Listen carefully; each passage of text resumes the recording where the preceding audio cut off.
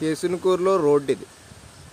అంటే కేసునకూరు అంటే మన కేసునకూరులో చిన్న చెరువు గట్టు అని చెప్పి మా ఏరియా ఇది.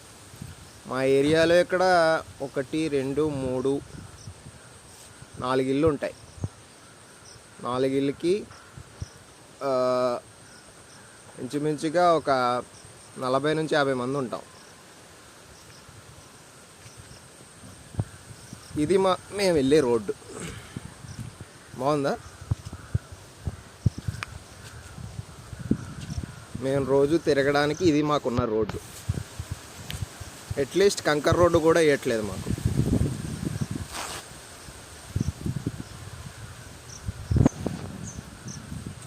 ఓట్లు అడగడానికి వస్తారు ప్రతి సంవత్సరం, ప్రతి 5 ఏళ్ళకి ఒకసారి వేస్తూ ఉంటారు. మేము వస్తే వేస్తూ ఉంటారు, మేము వస్తే వేస్తూ ఉంటారు. ఎవరు వచ్చినా వేసేది లేదు.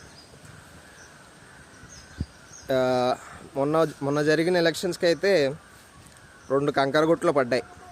మాకు కాదు, మా కోసం అనే తెచ్చారో ఏమో తెలియదు, కానీ కొంచెం దగ్గరికి వచ్చేసరికి ఆ గుట్టలు అక్కడ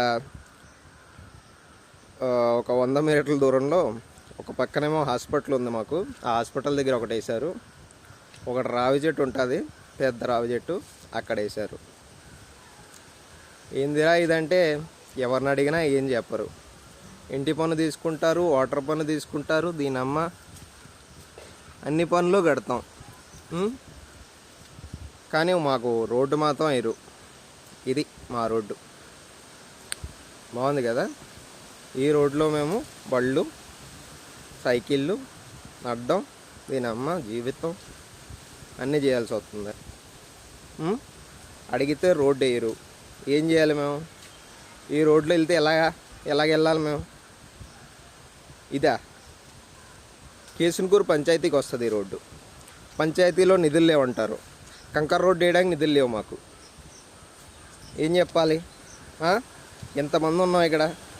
పిల్లలు ఉన్నారు, పెద్దోళ్ళు ఉన్నారు, అందరూ ఉన్నారు. ఒక్క రోడ్డు వేయడానికి మాత్రం నడదు. రేషన్ వస్తుంది. ఆ రేషన్ వచ్చిందంటే బండి ఇంకో గుడి దగ్గర పెడతారు. అందరం ఇక్కడికి వచ్చి మోసుకెళ్ళాలి. అట్లీస్ట్ మాకు రేషన్ కూడా అవసరం లేదు. అట్లీస్ట్ నడ్డానికన్నా మాకు కరెక్ట్గా ఉండాలి కదా. ఏంది ఇది? రోడ్డా మాకు ఇది?